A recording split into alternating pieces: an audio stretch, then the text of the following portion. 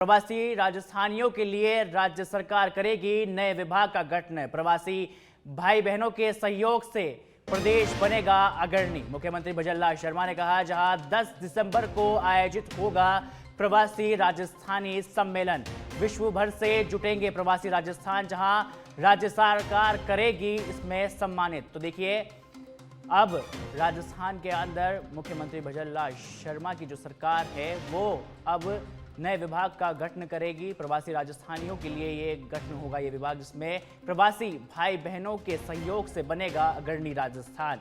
10 दिसंबर को आयोजित होगा प्रवासी राजस्थानी सम्मेलन, विश्व भर से जुटेंगे प्रवासी राजस्थानी, जिसमें राज्य सरकार तमाम लोगों को सम्मानित करेगी। प्रवासी राजस्थानियों के लिए गठन होगा जिसमें प्रवासी भाइयों बहनों के सहयोग से अग्रणी प्रदेश बनेगा। 10 दिसंबर को आयोजित होगा ये प्रवासी राजस्थान सम्मेलन, जिसमें विश्व भर से प्रवासी राजस्थानी जुटेंगे, जिनको राज्य सरकार सम्मानित भी करेगी। तो देखिए, बड़ी खबर राजधानी जयपुर से, जहां प्रवासी भाई बहनों के सहयोग से प्रदेश अग्रणी बनेगा, जहां 10 दिसंबर को आयोजित होगा प्रवासी राजस्थान सम्मेलन, जहां विश्व भर से इस सम्मेलन में।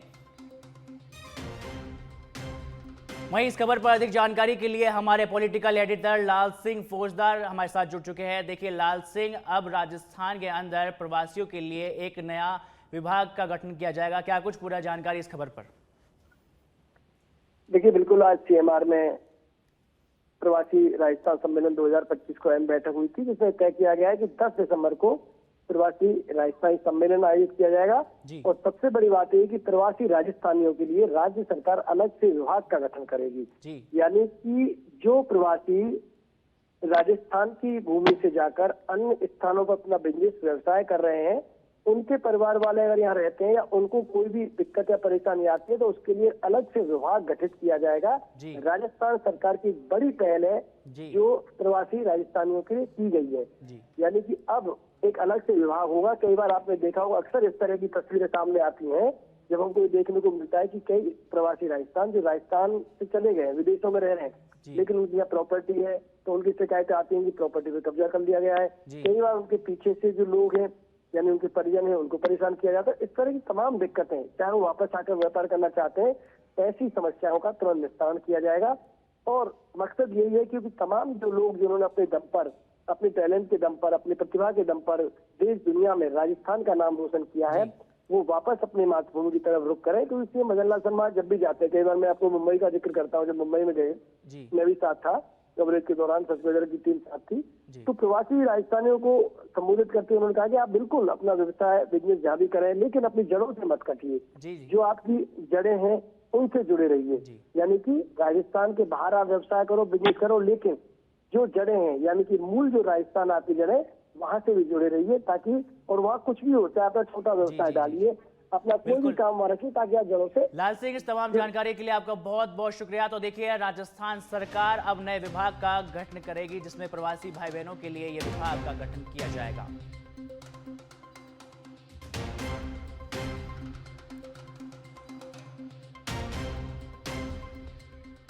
शिक्षा विभाग से जुड़ी इस वक्त की बड़ी खबर, संविदा पर लगे वोकेशनल टीचर की नियुक्ति रद्द कर दी गई है। इस साल में जितनी भी नियुक्तियां होनी थी उन सबको रद्द कर दिया गया है। जहां निजी कंपनियों के द्वारा दी गई थी इन वोकेशनल टीचर्स को नियुक्ति, इन कंपनियों द्वारा आ रही थी लगातार भ्रष्टाचार की शिकायतें, लेकिन अब विभाग ने कार्रवाई करते हुए इनकी जो नियुक्ति है उस पर रोक लगा दी है। जहां सच बेधड़क ने इस पूरे मुद्दे को लगातार प्रमुखता से उठाया था, साथ ही बेरोजगार यूनियन नेता हनुमान किसान लगातार इस पूरे मुद्दे को लेकर उठाते हुए नजर आए थे।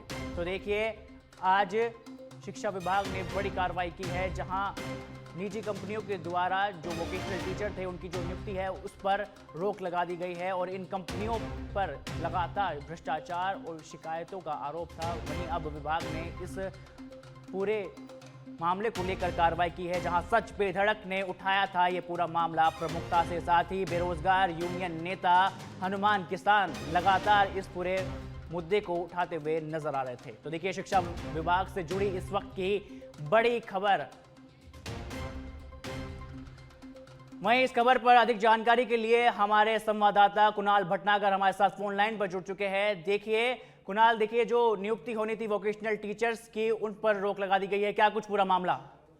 देखिए, आपको बता दें कि सच बेधड़क ने वोकेशनल टीचरों की जो नियुक्ति हो रही थी, जिन कंपनियों को टेंडर दिया जा रहा था, उसमें लगातार फर्जीवाड़े की बात जो है हमने उजागर की थी। इसमें कई ऑडियो और पेमेंट के स्क्रीनशॉट भी वायरल हुए थे और लगातार जो है इस मामले को लेकर सच बेधड़क ने प्रमुखता से उठाया। सच बेधड़क के बाद जो बेरोजगार नेता हैं उनके द्वारा इस मुद्दे को उठाया गया और इसका परिणाम है कि हमारी खबरों के बाद इस पर जांच बैठी और जांच बैठने के बाद आखिरकार जो स्कूल शिक्षा परिषद है जिसके द्वारा इस भर्ती का आयोजन करवाया जाता है राहुल, उसको जो है जो तमाम नियुक्ति इस वर्ष हुई है उनको जो है रद्द करने का जो आदेश है वो यहाँ पर जारी हो चुका है। जी कुणाल, ये भी बताइए कि कब तक इन लोगों को जो नियुक्ति थी वो मिलने वाली थी जिस पर रोक लगी है? देखिए, आपको बता दें क्योंकि कंपनी को बकायदा जो नोटिफिकेशन था, कंपनी ने इनके जो दस्तावेज हैं उनकी जांच की और दस्तावेज जांचने के बाद ही इनको संबंधित स्कूलों में जो है नियुक्तियां दे दी गई और नियुक्तियां देने के साथ ही कई जो सवाल हैं वो खड़े हुए। और क्योंकि इसमें ये चीज आ रही थी कि जो जिन लोगों के पास योग्यता नहीं है उन लोगों को भी जो है सर्टिफिकेट उन्होंने बनवा के गलत तरीके से सर्टिफिकेट बनवाकर उनको भी जो है नियुक्ति दी गई। इस पूरे मामले में कई अनियमितताएं पाई गई, कई गड़बड़ियों की शिकायत आई, कई ऐसी चीज भी आई कि एक स्कूल में जहां एक ही वोकेशनल टीचर लगना था वहां दो वोकेशनल टीचरों को जो है नियुक्ति दे दी गई। तो कंपनियों के खिलाफ जो है लगातार, केवल हम ही नहीं, इसके अलावा जो वोकेशनल टीचरों का जो संघ है उसके द्वारा भी लगातार इस पूरे मामले को लेकर जो है शिकायतें लगातार दी जा रही थी और इसी का परिणाम रहा जो शिकायतें दी गई। और उसके बाद जिस तरह से इस पूरे मामले की जांच हुई और जांच होने के बाद स्कूल शिक्षा परिषद द्वारा जो है बड़ा निर्णय लेते हुए तमाम जो नियुक्ति हैं उनको यहाँ पर रद्द करने की जो है बात सामने आ रही है और इसका जो है आदेश जारी कर दिया गया है। बहुत बहुत शुक्रिया तमाम जानकारी के लिए। तो देखिए, अब शिक्षा विभाग ने बड़ी कार्रवाई की, तो जिस सच बेधड़क ने इस पूरे मामले को प्रमुखता से उठाया था।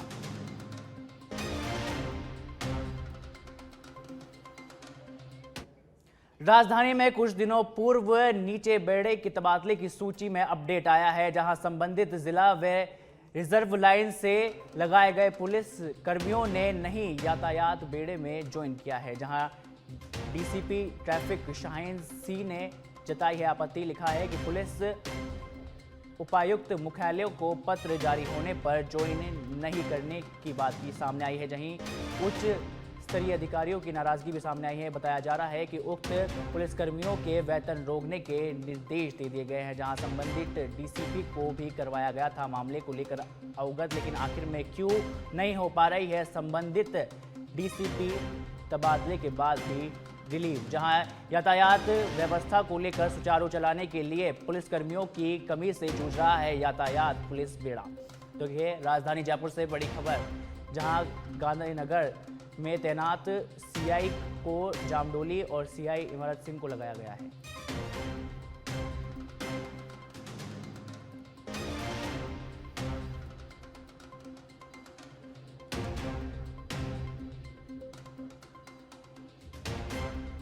तो देखिए, गौरतलब है कि उक्त दोनों ही थानों में लगे थे सीआई, जिनमें Jaipur police commissioner Biju Joseph ने तैनात की थी।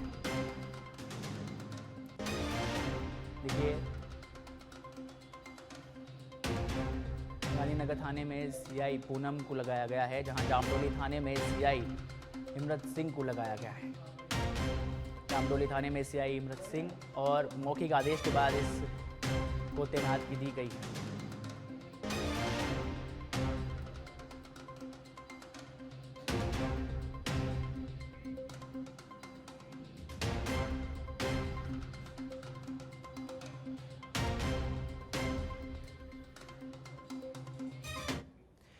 राजधानी में कुछ दिनों पूर्व नीचे बेड़े की तबादले सूची से बड़ी अपडेट सामने आई है, जहां संबंधित जिला व रिजर्व लाइन से लगाए पुलिसकर्मियों ने नहीं यातायात बेड़े में ज्वाइन किया, जिसमें डीसीपी ट्रैफिक शाहीन सी ने जताई है आपत्ति। लिखा है पुलिस उपायुक्त मुख्यालय को पत्र जारी होने पर ज्वाइन नहीं करने पर जताई है। उच्च अधिकारियों ने बड़ी नाराजगी, जहां उक्त पुलिसकर्मियों के वेतन रोकने के भी निर्देश दे दिए गए हैं। संबंधित डीसीपी को अवगत भी करवाया गया है पूरे मामले को लेकर। अब सवाल यह है कि आखिर क्यों नहीं कर रहे हैं संबंधित डीसीपी तबादले के बाद रिलीव, जहां यातायात व्यवस्था को सुचारू चलाने के लिए पुलिसकर्मियों की कमी से जूझ रहा है यातायात पुलिस बेड़ा।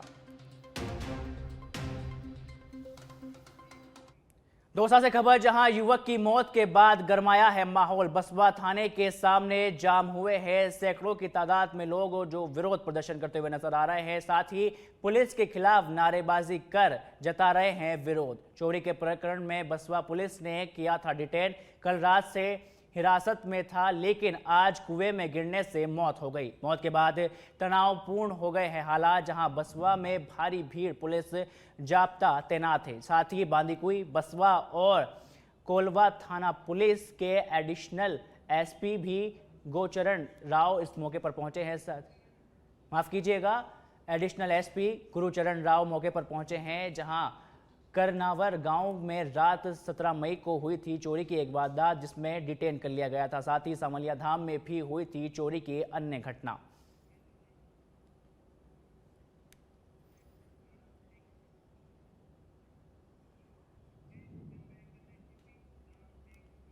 धौलपुर दौरे पर गृह राज्य मंत्री जवाहर सिंह बेडम जिला स्तरीय अधिकारियों के साथ समीक्षा बैठक की, जहां जल संरक्षण अभियान को लेकर बोले हैं बेडम की भावी पीढ़ियों को स्वस्थ और सुरक्षित जल उपलब्ध कराना हमारे लिए ज़रूरी है। तो देखिए, जवाहर सिंह बेडम धौलपुर दौरे पर रहे, जहां उच्च स्तरीय बैठक जवाहर सिंह बेडम ने ली, जहां उन्होंने ये कहा कि जल संरक्षण जन अभियान को लेकर उन्होंने बैठक ली और इस दौरान उन्होंने कहा कि हमारे आने वाली पीढ़ियों को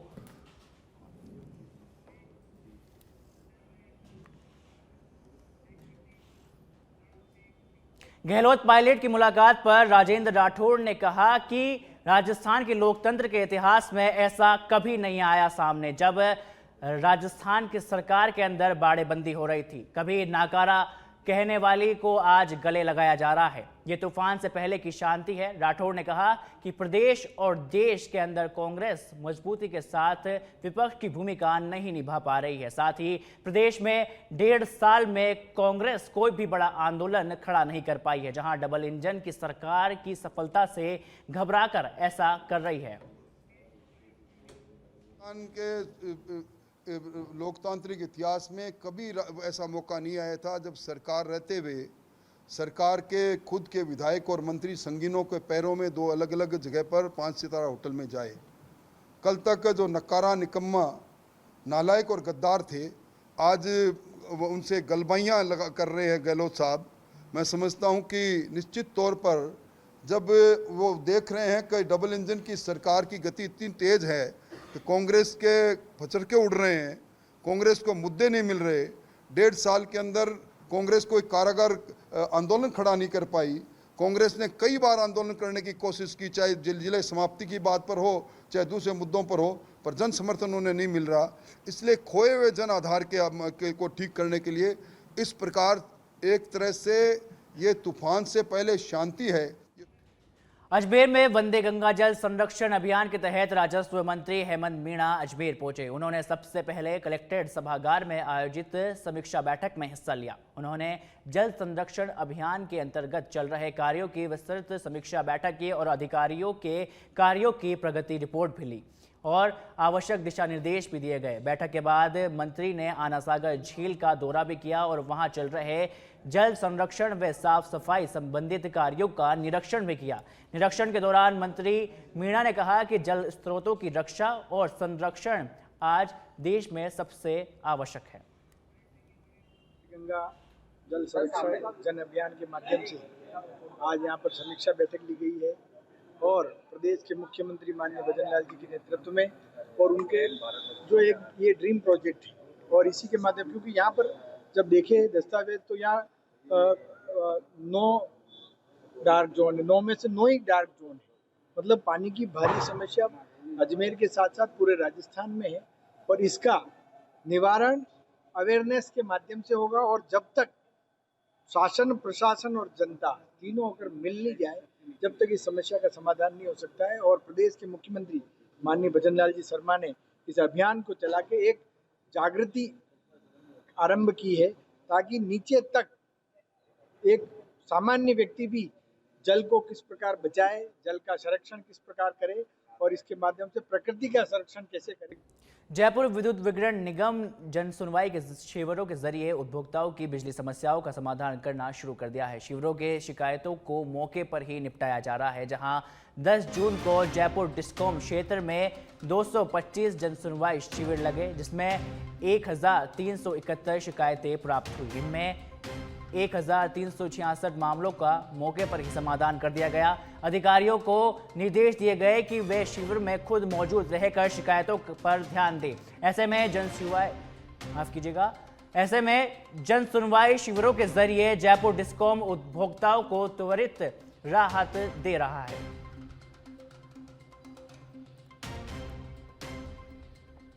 तो देखिए, राजधानी जयपुर के डिस्कॉम का अब नया प्रयास सामने आया है, जहां लगातार शिविरों की शिकायतों को मौके पर ही निपटारा किया जा रहा है। 10 जून को राजधानी जयपुर के डिस्कॉम क्षेत्र में 225 जन सुनवाई शिविर लगाए गए, जिसमें से 1371 शिकायतें प्राप्त हुई। इनमें 1366 मामलों का मौके पर ही समाधान कर दिया गया। अधिकारियों को निर्देश दिए गए हैं कि वे शिविरों में खुद रहकर शिकायतों का समाधान खुद ध्यानपूर्वक करवाएं। ऐसे में जन सुनवाई शिविरों के जरिए जयपुर डिस्कॉम उपभोक्ताओं को त्वरित राहत दे रहा है।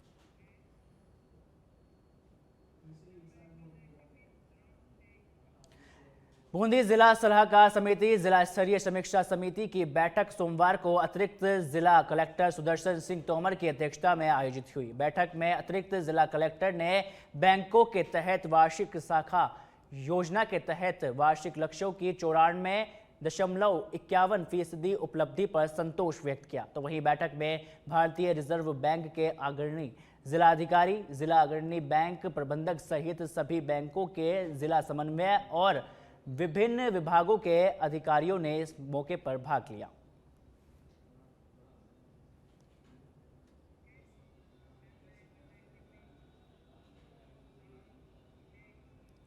करौली जिला कलेक्टर नीलाभ सक्सेना की अध्यक्षता में आवश्यक सेवाओं के संबंध में साप्ताहिक समीक्षा और समन्वय समिति की बैठक आयोजित की गई। इस दौरान प्रधानमंत्री नरेंद्र मोदी के 15 सूत्रीय कार्यक्रमों की समीक्षा भी की गई, जिसके तहत संबंधित योजनाओं की प्रगति व पीएम जन विकास कार्यक्रम के तहत संचालित गतिविधियों का विभाग वर्ग ब्यौरा भी लिया गया। साथ ही बैठक में जिले के आलाधिकारी मौजूद रहे। तो देखिए, बैठक में आला अधिकारी मौजूद हुए, जहां करौली के कलेक्टर नीलाभ सक्सेना ने इस बैठक का आयोजन किया गया, जिसमें बैंक के तमाम अधिकारी गण मौजूद रहे। जहां नीलाभ सक्सेना ने अध्यक्षता के अंदर जो बैठक हुई उसमें तमाम अधिकारियों को आवश्यक दिशा निर्देश देते हुए नजर आए।